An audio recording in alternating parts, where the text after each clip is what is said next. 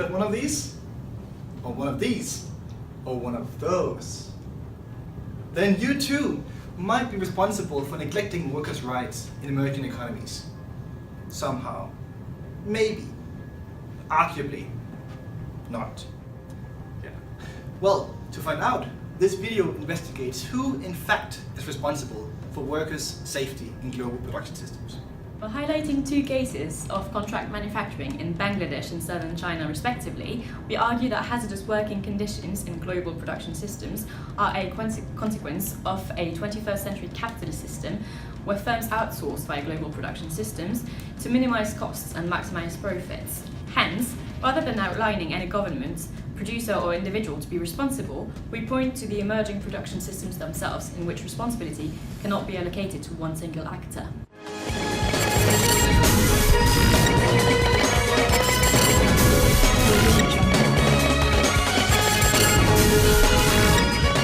Over the past 3 decades, Bangladesh has transformed into a manufacturing powerhouse. Bangladesh's wealth is dependent on its labor and its relationship with international brands in developed countries. Due to its lack of workplace standards and labor unions, global firms like H&M and Primark have been eager to exploit Bangladesh's inexpensive and large labor force. Until recently, women haven't been an active part of Bangladesh's labor force. However, due to the surge in garment production, thousands of women have entered Bangladesh's formal market. In 2011, Bangladesh had over 5,150 manufacturing factories, which employs over 3.6 million people. Despite the importance of ready-made garment factories, they have yet to create and implement workplace health and safety standards. Factories are built on tight budget constraints, lack fireproof doors, and sprinklers. The last place I used to work wouldn't pay us on time, wouldn't pay our bonuses, they didn't have proper safety measures. That's why I came here.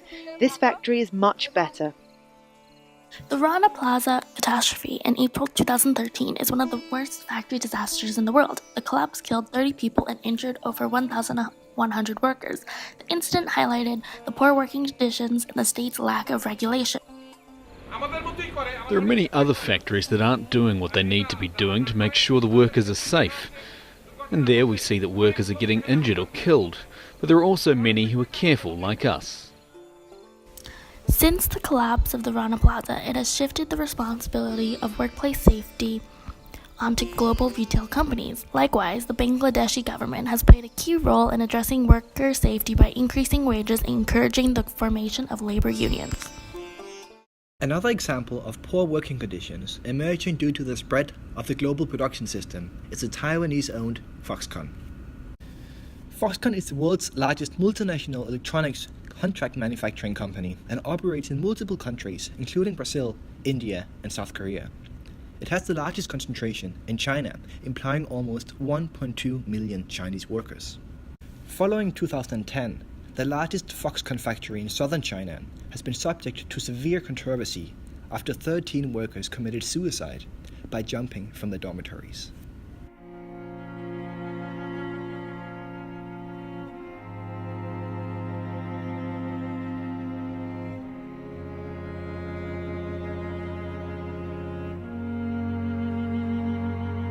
The words are written by the then 24-year-old Chinese worker Su Lizhi before he took his own life.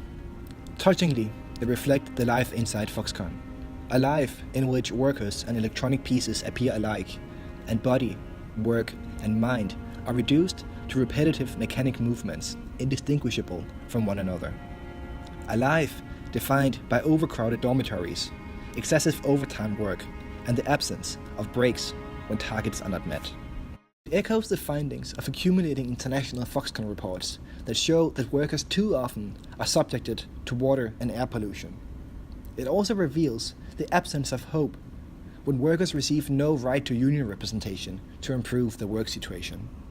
Combined, this portrays working in Foxconn as a labor camp, where well-being and safety is deprioritized in both a physical and psychological sense, a work through which young individuals devote their lives to production while barely receiving a living wage, and in which they endlessly please a system of capital in compromise of their own health. So the crucial question appears: which actors are involved and who is to blame? Does responsibility reside in Apple, who in pursuit of reducing production costs happily outsource production to lowest bidder abroad? Or is it Foxconn and the Taiwanese government that should stop allowing its production to unfold under such conditions? But production happens in China under Chinese labor laws, so shouldn't it be the Chinese government rather than Apple or Foxconn to enforce better health conditions at work? Or is it us, really, consumers, who, misinformed or not, fuel the existence of global production systems by consuming the products again and again, thereby incentivizing Apple to outsource in the first place? Admittedly, this question is a puzzling one. And while all actors, Apple, Foxconn, the government of China, Taiwan, and we consumers, push away responsibility, this instead appears swallowed by the global production system itself, neglected and forgotten. Having discussed the two examples of extremely bad working conditions, it is now time to delve into this discussion on a global scale. What has the global community done, and how successful have suppliers, buyers, and governments been at improving working conditions? In the recent decades, the international community has made many steps towards creating codes to increase workers' health and safety in varying industries.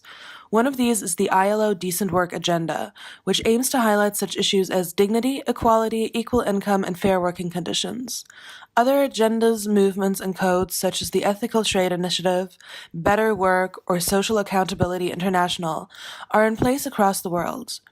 However, due to the fact that these codes are not mandatory and cannot be enforced with sanctions, how helpful do they actually end up being? Barrientos and Smith investigate how effectively the Ethical Trade Initiative has been implemented in different industries.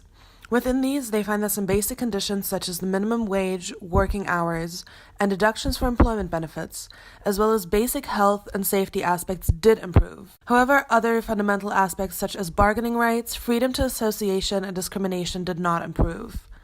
Additionally, Paul Barrett, Deputy Director of the Stern Center for Business and Human Rights, gives some examples of implementation being simply overgone by smaller suppliers. We're fairly forthcoming, as long as we didn't reveal their identity or the location of their factory.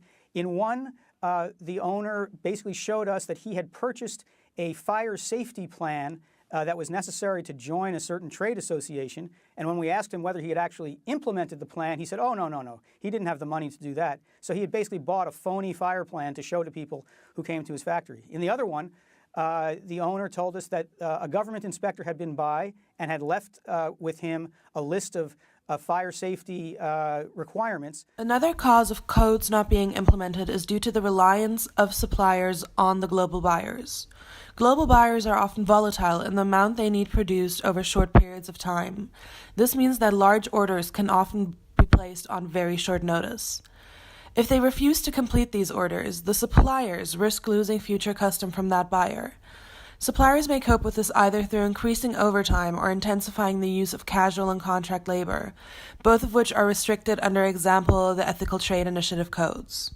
At the same time, as governments try to strengthen their competitive advantage in the global supply chain, they lack political will and pressure to strengthen controls on labor safety.